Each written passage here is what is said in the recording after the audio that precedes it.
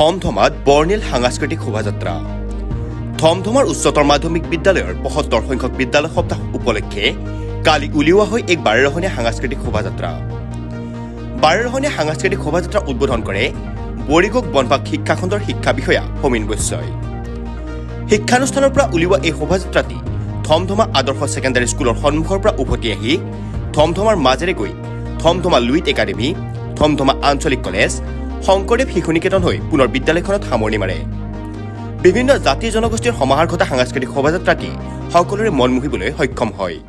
ধমধমা উচ্চতৰ মাধ্যমিক বিদ্যালয়ৰ ৭৫ সংখ্যক বাৰ্ষিক অধিৱেশনৰ আজি অন্তিম দিন আৰু এই অন্তিম দিনত আমাৰ আজিৰ কালাৰফুল এটা আমি সাংস্কৃতিক শোভাযাত্ৰা উলিয়াইছোঁ আৰু এই শোভাযাত্ৰাটোত আমাৰ বিভিন্ন এই বিদ্যালয়ত পঢ়া বিভিন্ন জাতি জনগোষ্ঠীৰ ছাত্ৰ ছাত্ৰীসকলে বিভিন্ন বেশ তেওঁলোকে নিজৰ নিজৰ যিবোৰ কালচাৰ এইবোৰ দেখুৱাবলৈ সক্ষম হৈছে। আমি আনন্দিত হৈছোঁ আৰু ইয়াত এইটো উদ্বোধন কৰাৰ কাৰণে আমি ইতিমধ্যে আমাৰ ঘগ্ৰাপাৰৰ বিঅ' ছাৰক আমি আমন্ত্ৰণ কৰিছোঁ।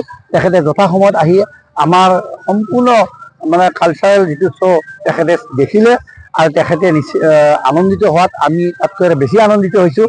গতিকে আজিৰ পৰৱৰ্তী পৰ্যায়ত আমাৰ এখন মুকলিৰ বঁটা বিতৰণী সভা অনুষ্ঠিত হ'ব। সেই সভাখন ইয়াৰ পিছতে আমি আৰম্ভ কৰিম। গতিকে আমাৰ অন্তিম দিনৰ কাৰ্যসূচী এতিয়ালৈকে আমাৰ সুন্দৰভাৱে আগবাঢ়ি গৈছে। প্ৰথম দিনাৰ পৰা আমাৰ কাৰ্যসূচীবিলাক সুন্দৰ হৈছে। গতিকে এখন বাস্কা অঞ্চলৰ এখন পুৰণি শিক্ষানুষ্ঠান ১৯৩৯ চনতে স্থাপিত হোৱা এই বিদ্যালয়খনৰ অতীতৰ গৌৰৱ আজিও সজীৱ হৈ আছে। নলবাৰীৰ পৰা দীপু দাসৰ report, news any 365। Stay informed, stay ahead. News Any 365.